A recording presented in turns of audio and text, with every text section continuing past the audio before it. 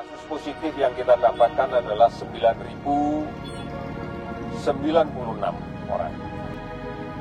Kemudian yang sudah sembuh menjadi 1.151 orang.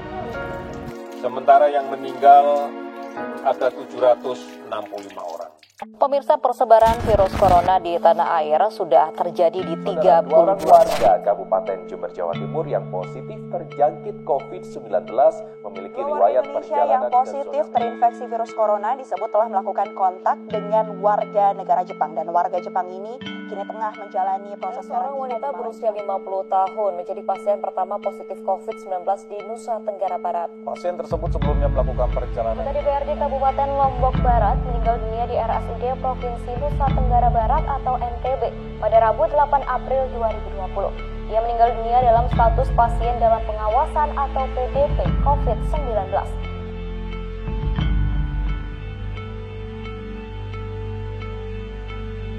Bismillahirrahmanirrahim. Assalamualaikum warahmatullahi wabarakatuh. Salam sejahtera bagi kita semua. Om Swastiastu, Namo Buddhaya, Salam Kebajikan. Bapak, Ibu, dan saudara-saudara sebangsa dan setanah air. Dunia saat ini tengah berperang melawan pandemi corona. Saat ini ada 213 negara terpapar, mulai dari negara berkembang hingga negara maju, berperang melawan pandemi corona, termasuk negara kita, Indonesia.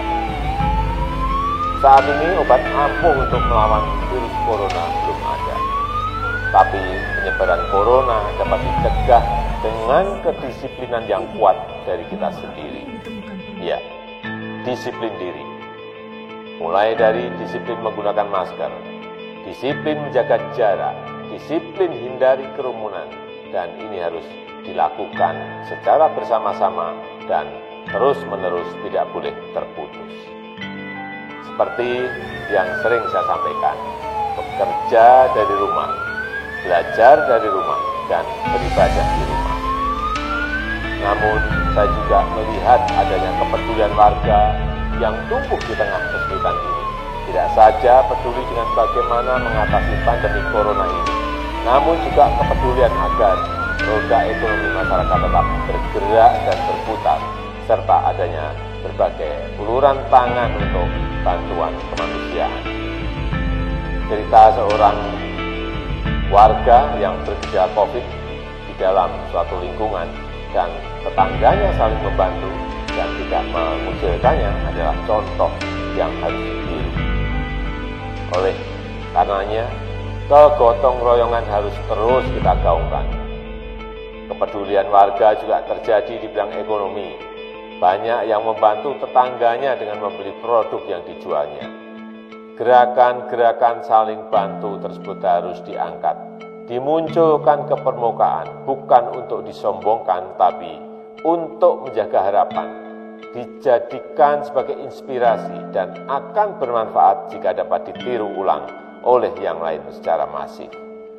Aksi-aksi solidaritas ini adalah penegas sifat dan kebesaran bangsa Indonesia, yakni bangsa gotong royong, bangsa pejuang yang selalu menemukan kekuatan dan solusi lokal di tengah berbagai krisis.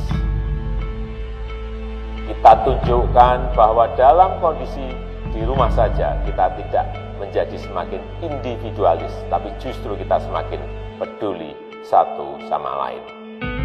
Juga perlu saya sampaikan pada pemerintah daerah untuk meningkatkan pengujian sampel tes secara masif dan melakukan pelacakan yang agresif serta diikuti isolasi yang ketat. Segera dan terus siagakan satuan gugus tugas di tingkat kecamatan, kelurahan, RW, dan RT sesuai dengan kewenangannya. Jika ada warganya yang bergejala terinfeksi virus corona dan juga bila ada yang membutuhkan uluran tangan harus segera dibantu. Ini semua bertujuan agar penanganannya terpadu dan terkoordinasi dan tidak ada yang terabaikan. Pemerintah tidak bisa bekerja sendirian, tidak bisa. Peran serta seluruh lapisan masyarakat sangatlah penting. Semua ini bukan hal yang mudah untuk kita semua. Tetapi saya amat percaya jika kita mampu melalui kesulitan ini bersama, kita justru akan menjadi bangsa yang semakin kuat dan siap menyongsong masa depan yang lebih sejahtera. Terima kasih. Wassalamualaikum warahmatullahi wabarakatuh.